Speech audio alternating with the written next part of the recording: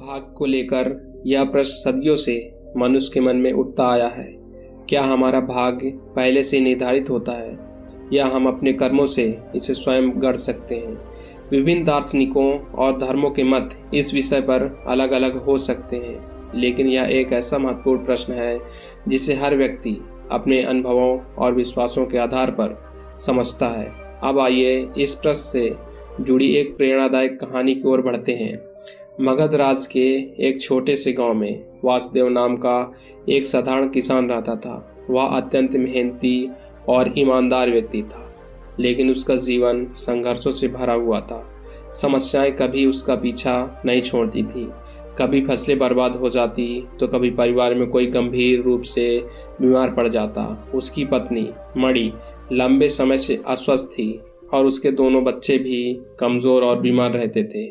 वासुदेव के पास आजीविका के लिए केवल खेती का ही सहारा था, लेकिन किस्मत की मार ने इसे भी कठिन बना दिया। वासुदेव के पास खेती के अलावा कोई अन्य साधन नहीं था, लेकिन खेती भी उसके लिए कठिनाई बन चुकी थी।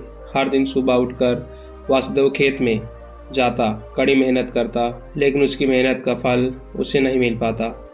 गांव के लोग हमेशा कहते, यह सब तुम्हारे भाग्य का खेल है, तुम्हारी किस्मत में यही लिखा है और कोई भी इसे बदल नहीं सकता। यह सब सुनकर वासुदेव के मन में गहरी निराशा भर गई थी। वह हमेशा सोचता था, क्या सच में मेरा भाग्य पहले से ही तय है? क्या मैं इसे बदलने के लिए कुछ नहीं कर सकता? अगर मेरे जीवन में पहले से ही यही कष्ट लिखा है तो मेरी मेहनत का क्या मतलब? वासुदेव का यह सवाल उसकी जिंदगी में एक बड़ा मोड़ लाने वाला था। हर रात जब वह सोता तो उसके मन में यह विचार आते कि अगर उसका भाग्य पहले से ही लिखा हुआ तो उसकी मेहनत का कोई मतलब नहीं है। उसे लगता था कि शायद वह किसी आदर्श शक्ति के अधीन है जो उसके जीवन को नियंत्रित कर रही है। वह अपने जीवन के दुखों को लेकर परेशान था और इसे बदलने का कोई तरीका उसे नहीं सूझ रहा था। वासुदेव के भीतर एक ज्वलंत इच्छा थी कि वह अपने जीवन का उत्तर खोजे। उसने सुना था कि भगवान बुद्ध महान ज्ञान के स्वामी हैं और वे इस तरह के सवालों को उत्तर दे सकते हैं। गांव के एक बुजुर्ग ने उसे बताया था कि बुद्ध इन दिनों पास के जंगल में तपस्या कर रहे हैं और लोगों को उनके जीवन के जटिल सवालों का समाधान दे रहे हैं। वासुदेव ने अपनी पत्नी मणि से कहा, मैं भगवान बुद्ध से मिलना चाहता हूँ। मैं जानना चाहता हूँ कि क्या मेरा भाग्य पहले से ही तय है या मैं इसे बदल सकता हूँ। मणि ने भी उसे समर्थन दिया, क्योंकि वह जानती थी कि वासुदेव इस सवाल को लेकर अत्यधिक चिंतित था और इसका उत्तर उसे मानसिक शांति प्रदान कर सकता है। अगली सुबह वासुदेव ने यात्रा पर निकलने का निर्णय लिया। उसने अपने खेतों और परिवार की जिम्मेदारी कुछ दिनों के लिए गांव के एक विश्वसनीय मित्र को सौंप दी और बुद्ध की ओर चल पड़ा। उसकी यात्रा लंबी और कठिन थी, लेकिन उसके मन में यह दृढ़ संकल्प था कि वह अपने सवाल का उत्तर पाएगा। वासुदेव की यह यात्रा सरल नहीं थी। उसे कई जंगलों, नदियों और पहाड़ों को पार करना पड़ा। कभी कभी उसे भूखा रहना पड़ता था तो कभी रात को ठंड से कांपते हुए सोना पड़ता। रास्ते में कई बार उसे ऐसा लगा कि वह इस यात्रा को छोड़ दे और वापस लौट जाए, लेकिन उसका मन बार बार उसे प्रेरित करता कि वह अपने सवाल का उत्तर पाए बिना नहीं लौटेगा। एक दिन जब वह एक बड़े जंगल से गुजर रहा था, तब उसे एक बूढ़े साधु मिले। साधु ने उसे भोजन दिया और उसके साथ कुछ समय बिताया। साधु ने वासुदेव से उसकी यात्रा का उद्देश्य पूछा। वासुदेव ने साधु को अपनी परेशानी और सवाल के बारे में बताया। साधु ने उसकी बात सुनकर कहा, तुम सही रास्ते पर हो पुत्र। भगवान बुद्ध ही तुम्हें इसका उत्तर दे सकते हैं, लेकिन याद रखना, उत्तर तुम में ही है। बुद्ध तुम्हें केवल मार्ग दिखा सकते हैं। कई दिनों की यात्रा के बाद वासुदेव अंततः बुद्ध के आश्रम पहुंचा। आश्रम एक शांतिपूर्ण स्थान था जहां हर तरफ हरियाली थी और एक अद्वितीय शांति का अनुभव हो रहा था। वहां बहुत सारे लोग पहले से ही मौजूद थे जो बुद्ध के प्रवचनों को सुन रहे थे। वासुदेव ने बुद्ध के दर्शन करने का अवसर पाया। जैसे ही वह बुद्ध के पास पहुंचा, उसकी आंखों में एक अजीब सी चमक थी, मानो उसे अपनी सारी समस्याओं का हल मिलने वाला हो। वासुदेव ने विनम्रता से बुद्ध को प्रणाम किया और कहा, भगवान, मैं वासुदेव हूँ। मेरा जीवन कष्टों से भरा है। लोग कहते हैं कि यह सब मेरे भाग का लिखा है। क्या मेरा भाग पहले से ही तय है? क्या मैं इसे बदलने के लिए कुछ नहीं कर सकता? बुद्ध ने शांत स्वर में कहा, वासुदेव, तुम्हारा सवाल गहरा है और इसका उत्तर तुम्हारे भीतर ही छिपा है। लेकिन मैं तुम्हें एक कहानी सुनाता हूँ जो तुम्हारे सवाल का उत्तर देगी। बुद्ध ने वासुदेव को एक सरल लेकिन गहरे अर्थ वाली कहानी सुनाई। उन्होंने कहा, वासुदेव, मान लो कि तुमने एक बीज बोया है। अब यह बीज एक पौधा बनेगा और फिर एक बड़ा वृक्ष। लेकिन यह वृक्ष कैसा होगा, यह इस बात पर निर्भर करता है कि उससे कितना पानी, सूरज की रोशनी और देखभाल मिलती है। अगर बीज को सही समय पर पानी मिलता है तो वह मजबूत वृक्ष बनेगा, अगर नहीं तो वह सूख जाएगा। तुम्हारा भाग्य भी इसी तरह से काम करता है। तुम्हारे पूर्व जन्मों के कर्म के बीज और तुम्हारे वर्तमान कर्म उसे पानी और पोषण देने वाले तत्व हैं। वासुदेव ने बुद्ध की इस कहानी को ध्यान से सुना, लेकिन वह अब भी अपने सवाल का पूरा उत्तर नहीं पा सका था। उसने सोचा कि क्या उसके कर्म वास्तव में उसका भाग्य बदल सकते हैं। वासुदेव के सवाल के उत्तर को और अधिक स्पष्ट करते हुए बुद्ध ने कहा, भाग्य और कर्म एक दूसरे से जुड़े हुए हैं। भाग्य वह है जो तुम्हारे पिछले कर्मों का परिणाम है, लेकिन याद रखना, यह पत्थर की लकीर नहीं है। तुम्हारे वर्तमान कर्म तुम्हारे भविष्य का निर्माण कर सकते हैं। अगर तुम सही दिशा में कर्म करोगे, तुम्हारे जीवन में बदलाव अवश्य आएगा। बुद्ध ने एक और उदाहरण दिया। मान लो कि तुम्हारे पास एक नाव है और वह नाव नदी की धारा में बह रही है। तुम्हारा भाग्य उस धारा के समान है जो तुम्हें एक दिशा में ले जा रही है, लेकिन तुम्हारे पास चप्पू है और तुम्हारे कर्म वे चप्पू हैं जो तुम्हें धारा के विपरीत दिशा में भी ले जा सकते हैं। वासुदेव अब कुछ हद तक समझ चुका था कि कर्म और भाग्य कैसे आपस में जुड़े हुए हैं, लेकिन उसके मन में अब एक और सवाल उभर रहा था। उसने बुद्ध से पूछा, भगवान, अगर कर्म ही हमारा भाग्य बनाते हैं तो क्या इसका मतलब यह है जो भी मेरे साथ अभी हो रहा है वह मेरे पूर्व कर्मों का ही फल है? और अगर मैं आज से अच्छे कर्म करना शुरू कर दूं तो क्या इससे मेरा भाग्य तुरंत बदल सकता है? बुद्ध मुस्कुराए और उत्तर दिया, वासुदेव, यह महत्वपूर्ण है कि तुम वर्तमान के महत्व को समझो। तुम्हारा वर्तमान कर्म तुम्हारे भविष्य को गढ़ता है, लेकिन यह प्रक्रिया धीरे धीरे होती है। जैसे एक बीज से वृक्ष बनने में समय लगता है, तुम्हारे पिछले कर्मों के परिणाम को बदलने के लिए धैर्य और निरंतरता की आवश्यकता होती है। यह मत सोचो कि तुम्हारे जीवन में बदलाव तुरंत आ जाएगा।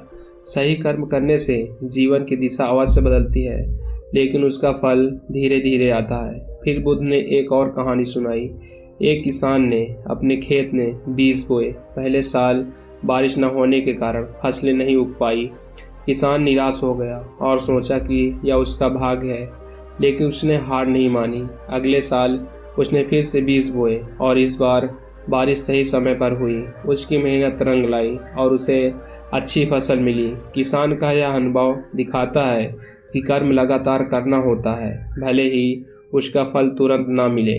वासुदेव के मन में अब भी यह सवाल बना हुआ था कि क्या अतीत के कर्मों को पूरी तरह से बदला जा सकता है। उसने बुद्ध से कहा, भगवान, अगर मेरे पिछले कर्म ही मेरे वर्तमान दुखों का कारण है तो क्या मैं उन्हें पूरी तरह से बदल सकता हूँ? क्या या मुझे केवल अपने वर्तमान और भविष्य पर ध्यान केंद्रित करना चाहिए? बुद्ध ने गहरी सांस ली और कहा, वासुदेव, अतीत को बदलना संभव नहीं है। जो हो चुका है वह हो चुका है, लेकिन अतीत को स्वीकार करके तुम वर्तमान को सही दिशा में ले जा सकते हो।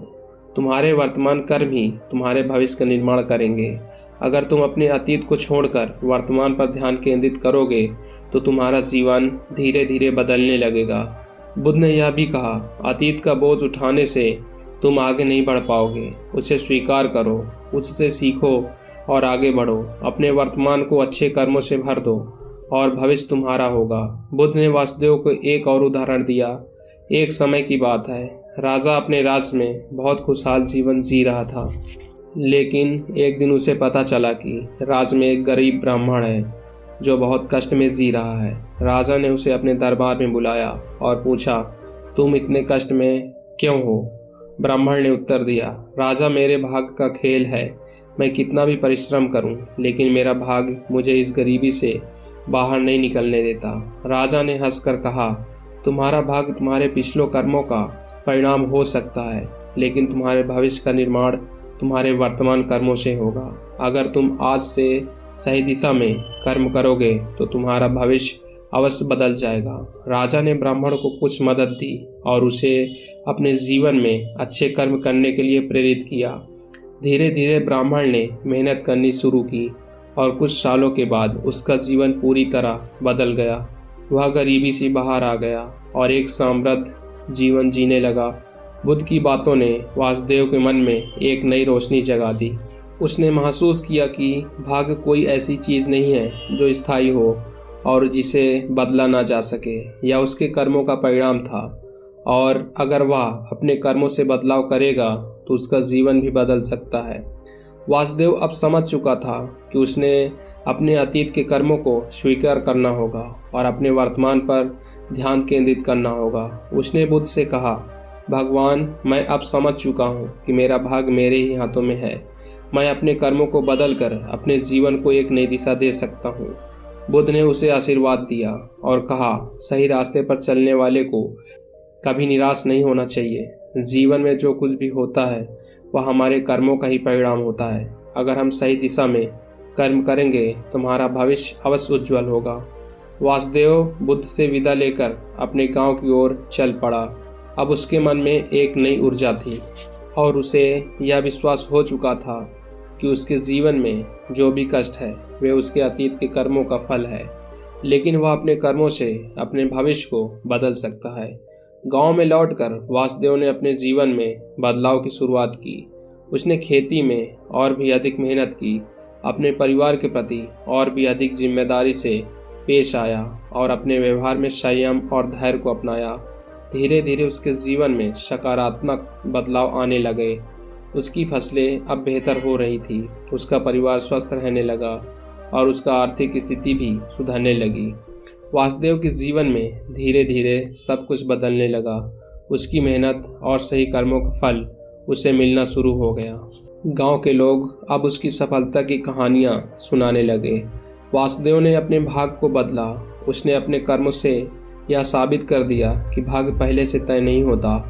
वासुदेव के जीवन का यह बदलाव उसे और भी प्रेरित करता रहा और वह हर दिन अपने जीवन को और बेहतर बनाने में जुटा रहा। उसने यह भी समझा कि जीवन में धैर्य का महत्व कितना बड़ा है। समय के साथ वासुदेव गांव के सबसे सफल व्यक्तियों में से एक बन गया।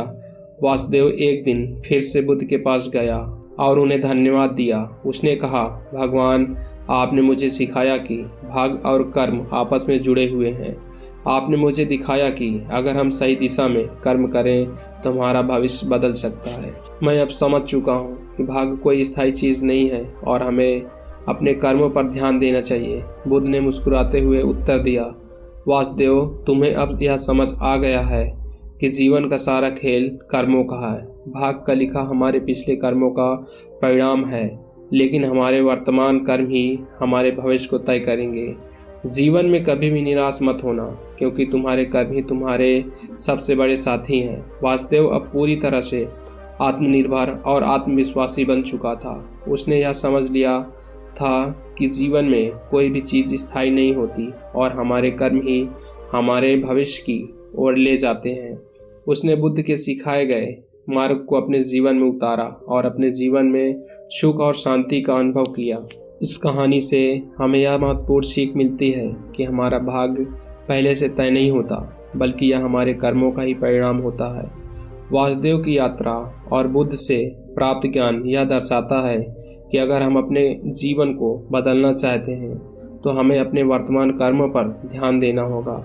अतीत को लेकर चिंता करने से कुछ हासिल नहीं होगा, लेकिन अगर हम सही दिशा में निरंतर प्रयास करें तो हमारा भविष्य अवश्य सुधर सकता है। बुद्ध का यह संदेश कि कर्म ही हमारा भाग्य निर्माण करते हैं हमें प्रेरित करता है कि हम कठिनाइयों से घबराने के बजाय धैर्य और मेहनत से अपने लक्ष्य की ओर आगे बढ़ें।